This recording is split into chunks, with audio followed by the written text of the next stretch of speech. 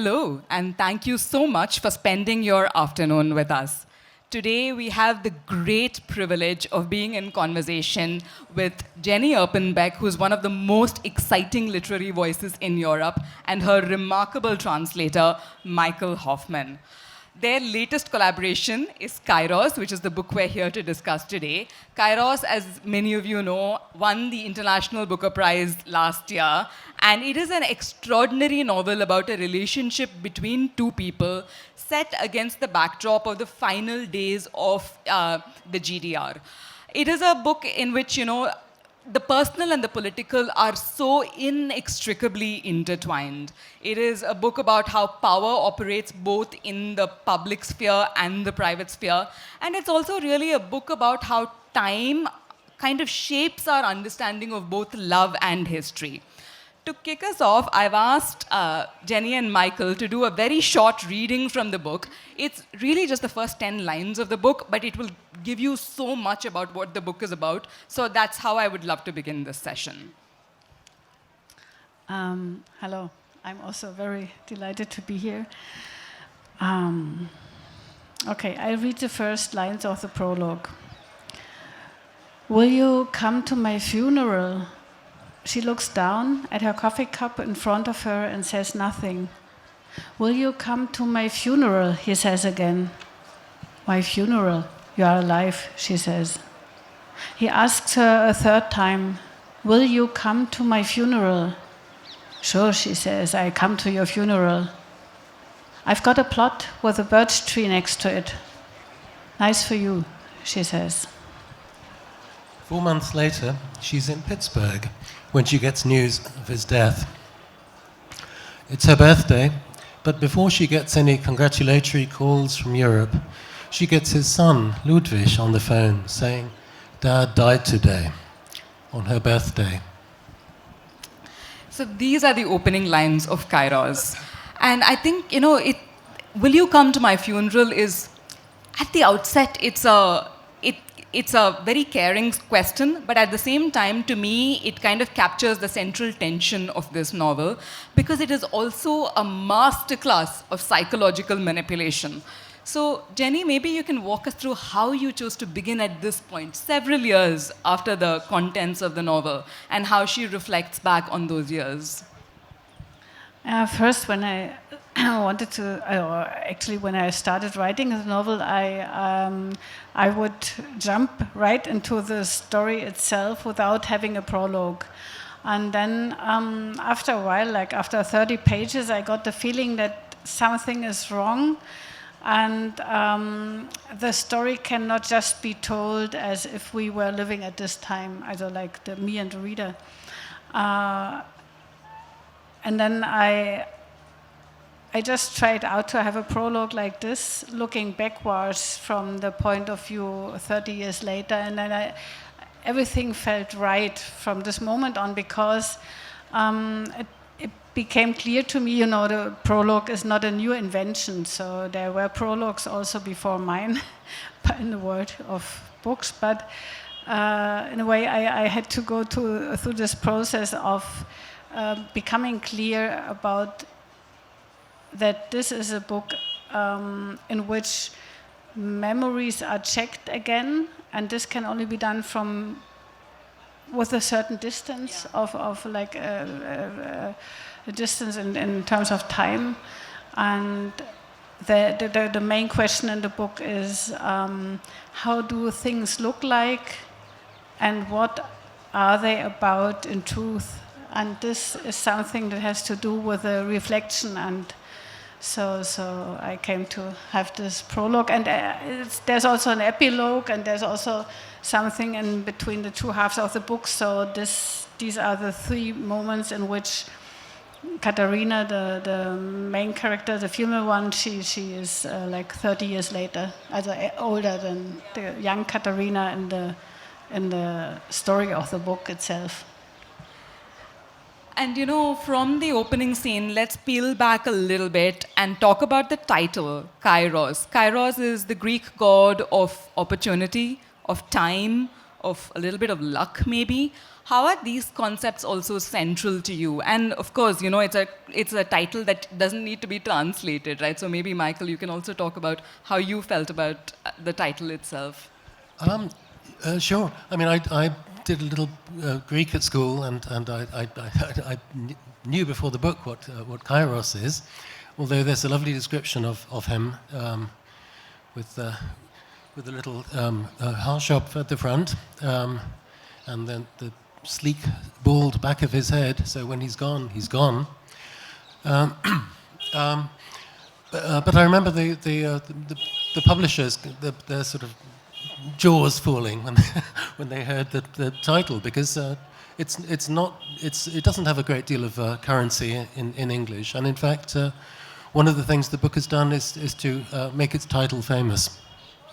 Yeah, and when I was asked if I would be happy with having the subtitle here for the festival, The Heart Divided, I thought perhaps a good idea to give an impression that it is also about emotions, and it's not just about ancient Greek, whatever kind of education, you know, like the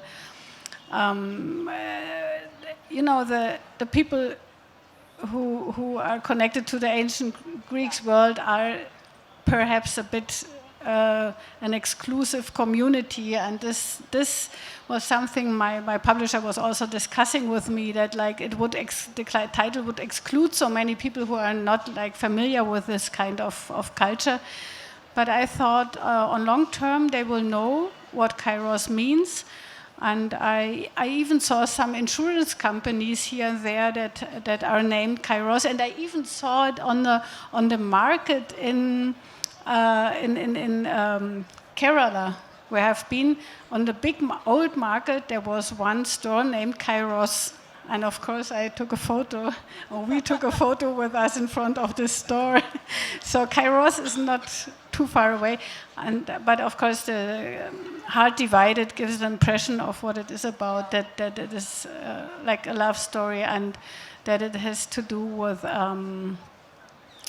also a cut in between, and you know, I made this division of cardboard box 1 and cardboard box 2 in the book, so there are documents of different kinds referring to different phases in this love story, and also in the political story that is being told, and so the division also makes sense in the.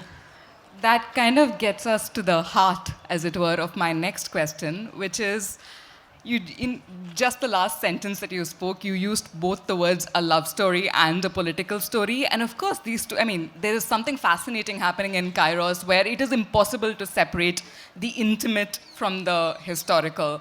And, you know, I mean, as this relationship is collapsing, so too is the GDR, so too is the state. And I guess I'm wondering, when you were sitting and writing this novel, did you think I'm writing a love story, or did you think I'm writing about the fall of the Berlin Wall? Or are these two things just impossible to separate even for you? Like, I mean, is it a love story or a political story? I think it is both, and I was always interested also when writing the other novels in the the interweaving of the political aspects and the personal aspects. I think there's no life possible like apart from the historic things going on, as we all can see now much clearer when like the politics are shifting rightwards. Yeah, and one of the interesting things in the last years of the GDR was that people who were kind of tired of seeing no motion in politics, they would turn to private life, and this is interesting because of course also the private lives are affected by the politics. And when it came to the movement that led to the fall of the Berlin Wall, and even stronger after the fall of the wall, which is also spoken about in the novel. You could see that there's no escape from politics. So it will affect your private life. You know, if someone loses his or her job, or if you have to move, or if you only to face so much collapse politically.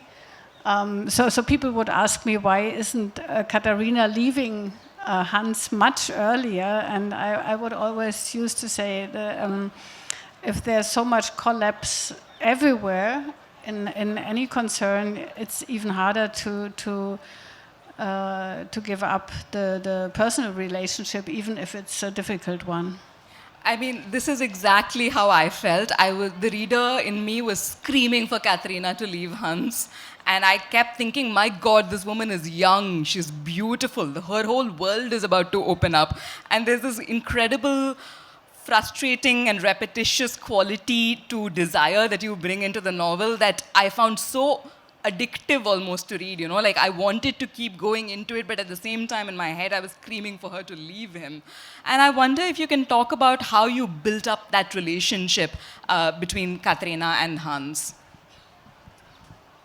Yeah, I must confess it's kind of a slow motion transition that she's living through. So there is one, I think one of the images that I had in mind when starting to write the novel was at some point Katharina, who's like much younger than he is, she's 34 years younger, he's in his 50s, she's 19, and after 1 year she's spending the night with a young man. So, and from this moment on, he uses this. He really makes her feel guilty about it and uses this guilt as a tool to rule her. And then he is recording tapes on which he is like telling her how bad she was and why did she lie to him and so on and so on. So what I had in mind when starting to write the novel was the revolution, like the peaceful revolution starting, and she's sitting at home with the headphones on her ears listening to the tapes of her lover who's telling her how bad she was.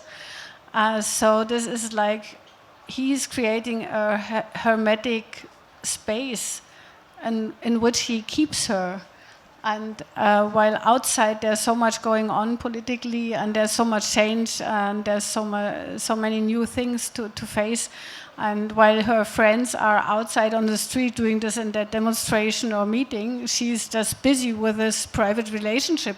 And I thought this was like something that is very special. And it also has to do that if you sometimes if you live in a country where there are historic moments happening, you are just busy with your private lives, you will sit somewhere and not pay attention. Only when you switch on the TV or radio, you will see what happened just around the corner. And this is also something that was like interesting to me. I mean, the tapes are fascinating, right? Because somewhat the charged nature of the relationship between Katharina and Hans is, you know, oppression doesn't always happen through like big dramatic raids and arrests and things like that. It happens through small bureaucratic humiliations, through paperwork and, you know, that sort of thing as well. And I feel like Hans has kind of internalized this in his humiliation of Katharina also. And that word that you used just now, which is guilt, which is he kind of uses guilt as a tool in how he controls her. And the state too uses tools like this to control its citizenry. Both of you have said at some point or the other that you don't really see the novel as an allegory, but I can't help but see it as an allegory. So I'd love both of you to weigh in on Hans controlling Katharina feels very much to me like the state controlling its citizenry, and I'd love to hear what you think about that.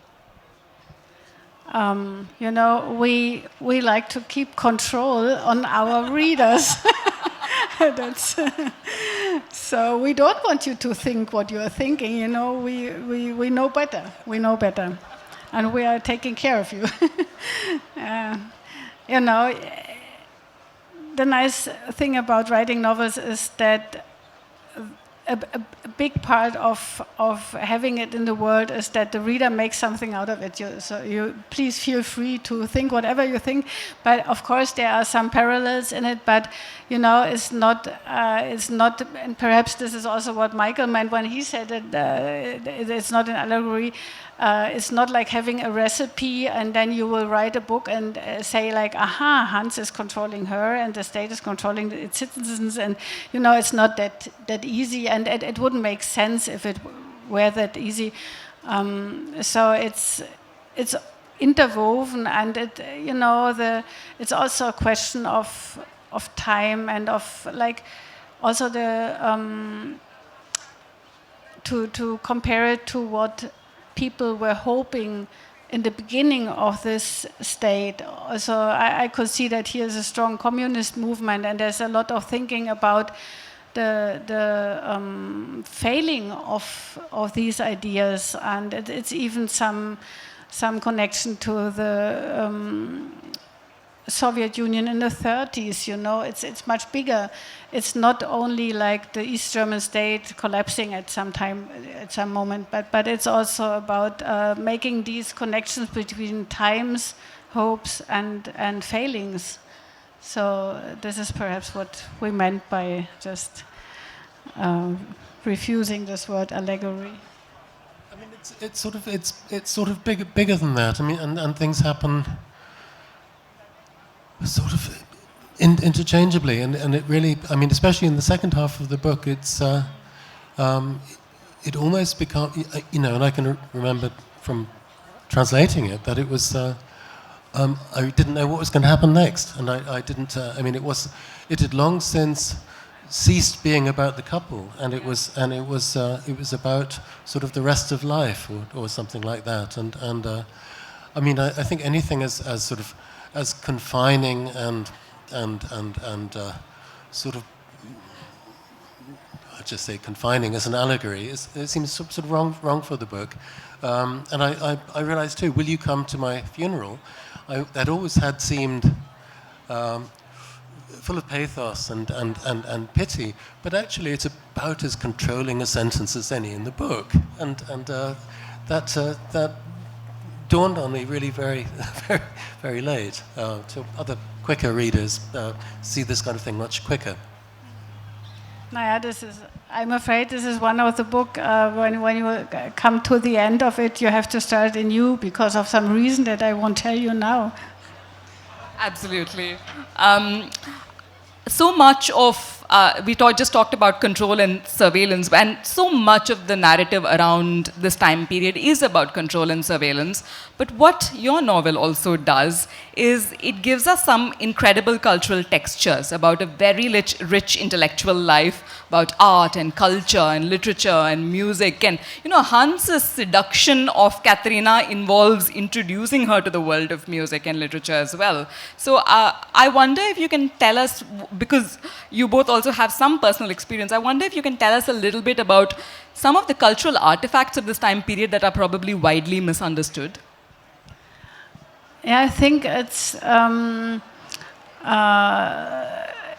if it is spoken about GDR now, it's often spoken about its injustice and people, intellectuals being put into prison, which was the case.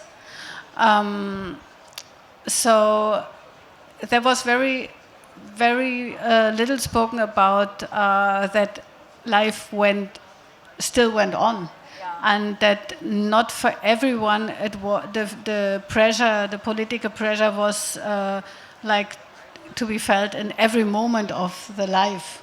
So it was also that perhaps even because of living under like kind of a dictatorship, of a ruling party, the people, the artists, the intellectuals got used to make detours or like hide their messages in works of art. So like people would be used to read behind the lines of a book. They would wait for theater performances. They would wait for books being published. So books especially were of much greater value in a way, because not every book was available. So once it was allowed that this or that book was published, which was like dealing with some political, critical thing, people would really storm the bookstores or have long queues waiting for getting one copy.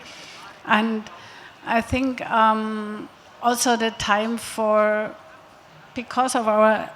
perhaps because of our lack of traveling worldwide, we had much more time. So people would sit in cafes discussing, and even if they had an idea of perhaps someone of the group being a spy of the Stasi, they would still keep discussing.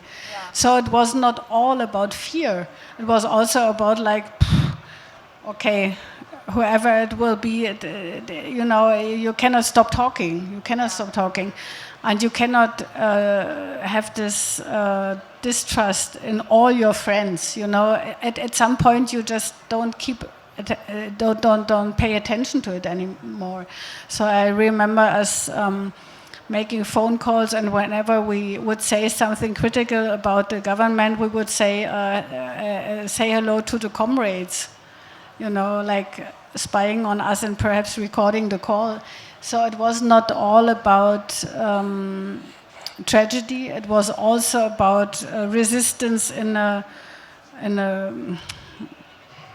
not funny way, but you know what I mean. It was also like life went on, and we found our ways to express ourselves even under the condition of very strict rules for what was allowed or not allowed.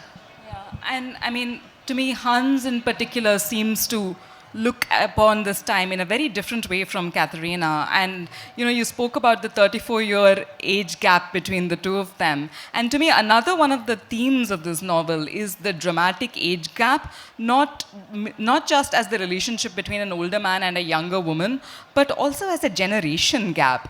I feel like because of this large gap between the two of them, Hans is almost violently jealous of Katharina's youth, of the fact that she has all of these choices in front of her, and he reacts with a kind of panic. And this is true, every previous generation feels that way about the next, I think. And I wonder if you can touch upon this, how you wrote this incredible generation gap also into this love story. Naya, what always irritated me a bit was that when there was spoken about East Germany, people would speak about it as if it were just founded in 1949 and that was it, and this was the beginning of it, and then it failed. But in fact, it was founded after years of fascism. So the people who lived during fascist times were still the same, and they were still there. So the newly founded state had to include the people who were brought up in other times into their system, which is also interesting that the old times, they don't stop. There is no point zero on which someone can start anew in history. So of course the people would live on, and Hans is one of them who you can see clearly at some point that he still has some ideas of being the chosen one. He has a certain kind of intellectual arrogance, but the arrogance is also being, you can also see that he got it from his childhood. So this arrogance of being someone who is from the beginning better than anyone else, this kind of contempt that he has for certain people. And also he's in a way, he's in love, but he, in some aspects, he's also very cold, and this is not only the fault of like his turning to socialism in his years as a young adult. So I also wanted to tell this story that was there before the GDR was founded. So I had this generational gap. You have someone who lived through all the difficult moments of socialist history, like the things that were revealed about the crimes Stalin committed in 1956 by Khrushchev. And also, of course, the wall was built, and then there was the 1968 in Prague and Hungary upheaval and things like that. And also one famous singer who was allowed once to have a concert in West Germany, then he wasn't allowed to come back to East Germany.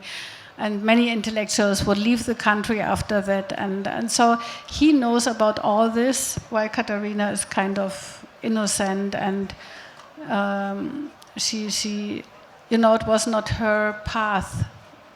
And she has nothing she is against, because she just is living in the socialist country, and she's not very politically shaped. Yeah. And Michael, I'd love to bring you in on the other side of it, which is, as a translator, you've spoken about what it has been like to face the English language literary establishment, and I wonder if you can talk about the politics of translation, and also what it has meant for you to be able to bring this novel to the world in the English language, and to go on and win the Booker Prize for your translation for both of you, and what has changed for you after the Booker Prize? I mean, I think at all points I was trying to make the book as little American as possible, which was hard because my employer was American. It was published by New Directions, but I didn't want any element of pampering or privilege or overconsumption. I mean, part of the world that Jenny describes in the book is really making do with not much, and making much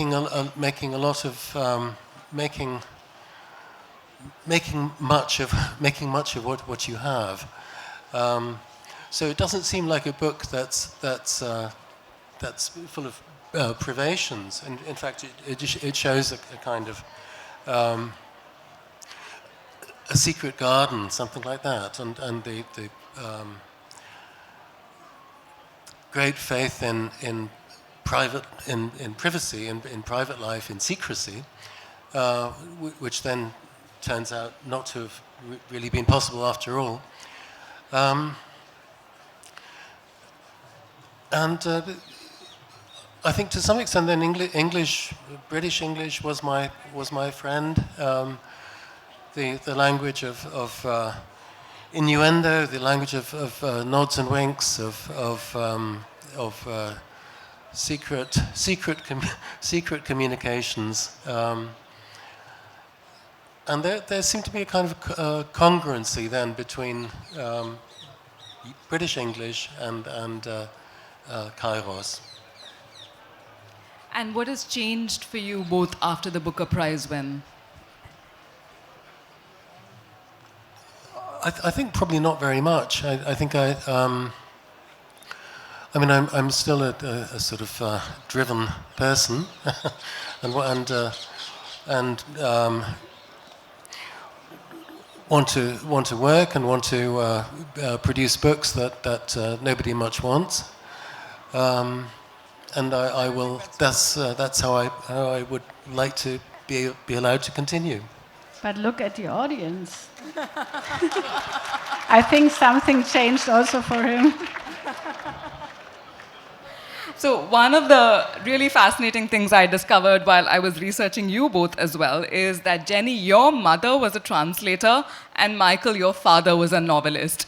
And now, of course, you are her translator. And I mean, there's just so much meta to be read into this situation. You began as a translator by translating your own father's work. And Jenny, you're intimately familiar with the world of translation because of the work that your mother has done. So how has that impacted the relationship between the two of you as the translation made its way into the world?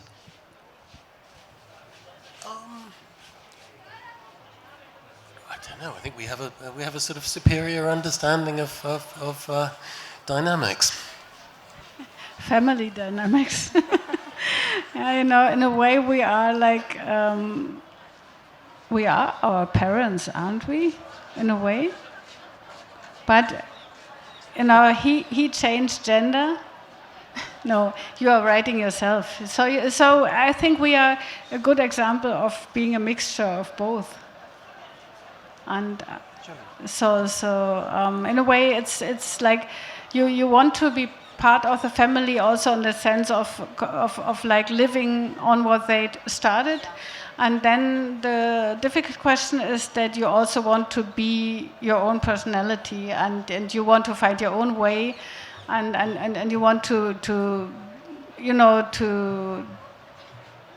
do things a bit different from how your parents did it. And I think we managed quite well, didn't we? I would say sort of on the first day, God created the book. No. And there's nothing in the world as important as books, and however one comes at them or by them, books rule, books rock. Naja, I didn't want to become a writer at all, so I started a different career in like opera directing, a very special profession too. But I really tried to make a detour around the family heritage. But then you can see I ended up writing books, and then I understood kind of late in life, or not late in life, but when I was like end of 20s, I understood that everyone can find his or her own way writing his or her own books. So there was never a thing like concurrence, because it's always about expression and of thoughts and of contemplation on this and that. So there, in a way, there is no concurrence.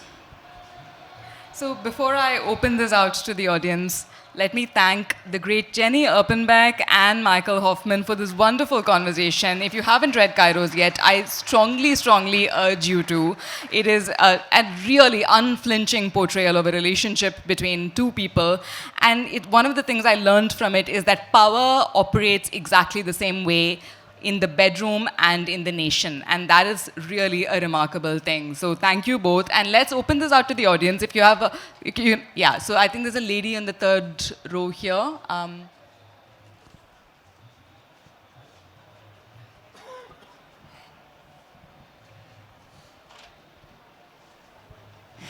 So first of all, thank you for bringing my beloved Berlin to my beloved Jaipur.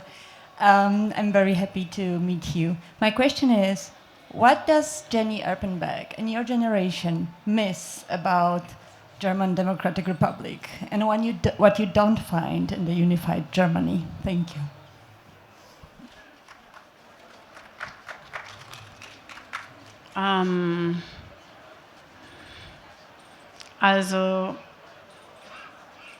In first place, I would say I miss that even now the East Germans are not considered like being an essential, like contributing in an essential way to the whole German society. So only now it's like kind of a self-empowerment going on, but until now it was all about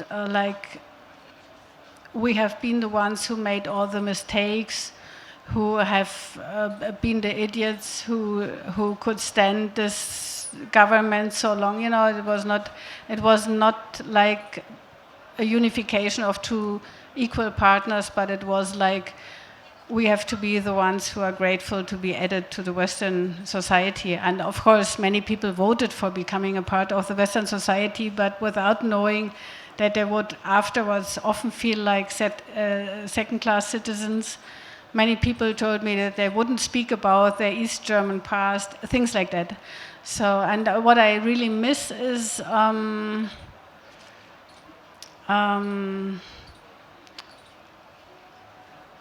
there were some achievements like the independence of women,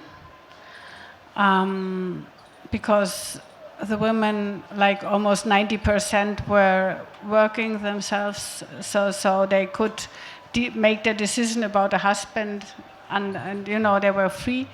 Healthcare was without two classes. You know, there was no private healthcare. There were no private schools. I think there was no talk about money at all. There was no talk about money, and there was this idea of perhaps having one day, not that we thought ourselves we would have this, but one day there would be this idea of a society based on ideas of solidarity and equal rights for everyone. Let's take it to the back if there's any hands further down. The man with a book in his hands, because he... Okay, actually, let's take it to the gentleman on the third row from the left who has a copy of the book. Yeah.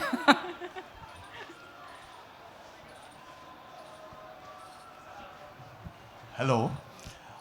It's such a great thing to meet you after having read the book. And this panel, I'm sorry, why are you so harsh on Hans?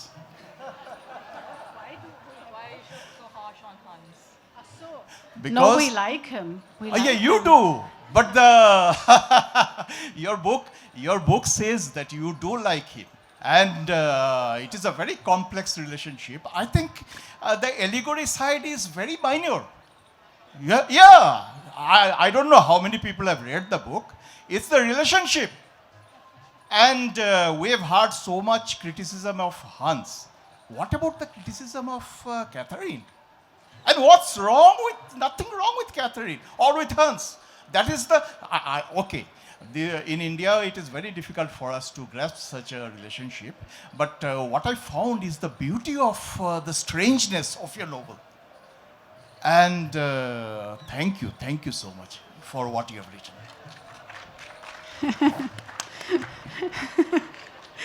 It's, you know, if I wouldn't like all of my characters, might they be good or bad or whatever kind of character, I would be a bad author. So of course I wanted to have characters who are neither good nor evil or bad. You have the, I hope at least, Hans is a complex character. He has his wonderful and lovely sides, and he also has his like behavior, which is in some aspects perhaps also abusive. And still, his great passion for art and for music, and his serious love for literature and for like opening up a space in art for Katharina is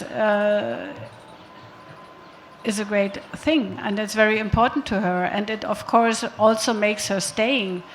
And even in the last on the last pages of the book, you will have will see that they are sharing moments of laughter and of love and of you know, of the good aspects of love. But you have both, and you cannot tear it apart. You cannot say he's bad or he is good, and this is how it should be.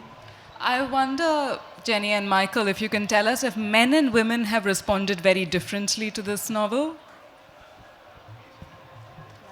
The women were not so shocked. I think the women have made perhaps some experiences in their lives that in a way, you know, they wouldn't be surprised by a character like Hans, because there are some Hanses in the world. But the men, sometimes they really felt angry about him, and they would really get deeply irritated that something is possible, something like that what Hans is doing with Katharina is possible. So they were more shocked than the women, which was funny to me. He'd let the side down, we say. I think internationally, I think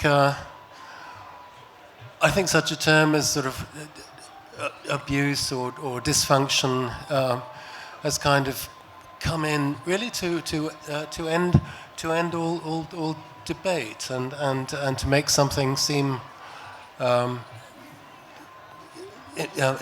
impossible, and I think there was a fair amount of that in the United States. I think where American women were not. I mean, perhaps they had other experiences, although I don't know, but they didn't want to have this one. Okay, let's take it to one of the people in the fourth or fifth row there.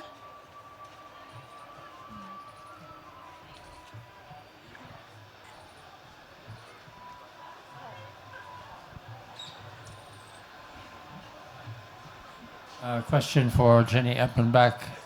You obviously speak English, not obviously enough to translate your own book, but in the exchange between you and the translator, did you complain about this word isn't right, can't you do better, I don't like the way you've expressed my sentence? Did you have that kind of input into the translation? Yeah, we would. So we would. I would read only the first draft of the translation of Michael, and then because it was our first cooperation, we would have some talk about you know, what I in general like to do in all my books, like the principle of repetition, things like that. Just to introduce myself to him in a more general way, but he's a very experienced translator, and I in all other languages I'm not able in other languages to read my translation, so I have to rely on the translator, and I could see that in some passages I can read English, I can speak English, but I'm not very familiar with it, and I don't have the feeling for it in a way that you have for your mother tongue. So I couldn't really judge how it feels like, and I think this is up to him.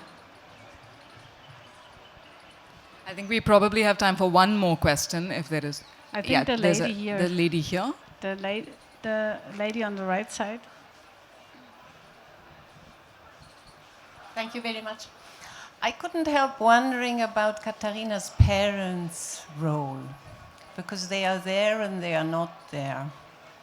And I don't know if you can say something about that. Yeah, I think this is also about freedom. And if you are a mother or a father, what both of us meanwhile are, you perhaps come to think a bit more about the problem that the parents of Katharina just let her being hurt so much without stopping this. But I think this is also about control. It's an interesting aspect. If you try as a parent, if you try to interfere in a relationship that your children have, they might easily say, just leave me alone, I will make my decisions on my own, and you will have the reaction that is right opposite of what you are aiming for.